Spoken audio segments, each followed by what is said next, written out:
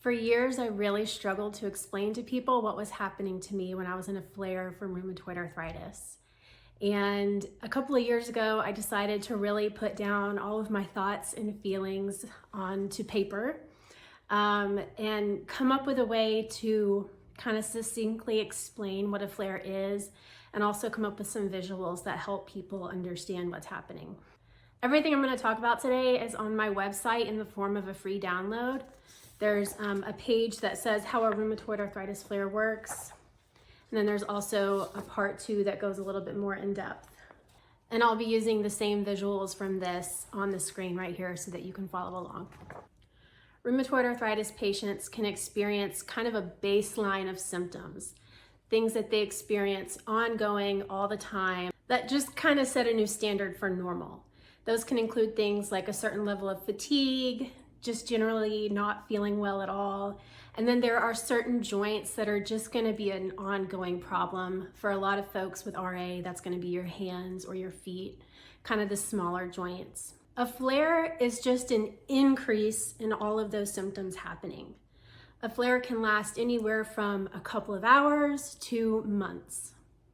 The onset of a flare can also happen very rapidly. So you could go into work one morning feeling totally fine, and by the time you leave work in the afternoon, not know how you're going to make it home because all of a sudden you can't drive because a flare started in your knee or your hip or your foot while you were at work. A flare can occur in one joint or it can occur in many joints at the same time. And the number of joints affected can also fluctuate pretty rapidly within a day. This is what makes it really common for people with RA to cancel plans constantly, to not really be able to plan very far out because they don't know how they're going to be feeling. And it can often cause people in your life to be like, are you lying? Are you making this up? You said that you weren't feeling okay yesterday, and then I saw your Instagram stories and you were out having a time of your life somewhere with other people. So what's going on? You can think of it like this. There's a scale, and on this scale is pain and stiffness. We're going to focus on those two for the sake of this video, but this goes for any symptom that you experience with rheumatoid arthritis, including brain fog and fatigue and all those things. But if you think about a scale, there's pain and there's stiffness. Pain ranges from you're in the green, you can move, it's not really a big deal, you can go about your daily life, you're fine, all the way to an indescribable level of pain that really requires intervention. I'll make another video about rheumatoid arthritis pain soon that'll go more in depth on that. Stiffness ranges from I can move totally great, everything is fine, all the way to everything is frozen.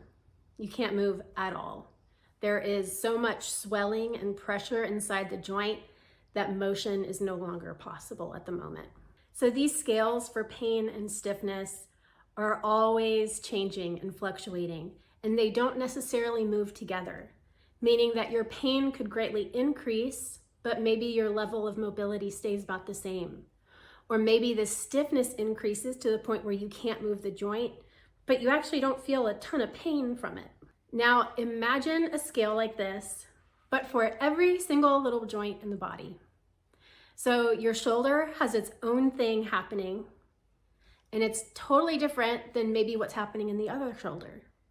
Or it's totally different than what's happening in your hips or your feet or your hands. You could wake up in the morning and maybe your left shoulder is completely frozen. It's in an insane amount of pain, and everything else is okay. But by the evening, your shoulder might be fine, but now it's your other shoulder that's in an incredible amount of pain and is really stiff. And then also maybe your left knee is starting to get into a flare as well. Everyone kind of has certain times of day that it tends to get a little bit angrier, but oftentimes flares don't follow any real pattern that you can distinguish or recognize. It's important to not let flares go untreated for a long period of time. If you have a flare that you feel like you're not able to treat at home for longer than a couple of days, you really need to call your rheumatologist and let them know, because they may need to intervene with steroids or NSAIDs, or maybe your treatment plan needs a switch up completely. Typically, if there's a serious flare happening, there's a chance that serious permanent damage is also occurring at the same time. And again, the damage from rheumatoid arthritis is not reversible. I hope this video has been helpful. Feel free to leave questions in the comments, or you can email me at ellenwitharthritis@gmail.com. Thanks for watching.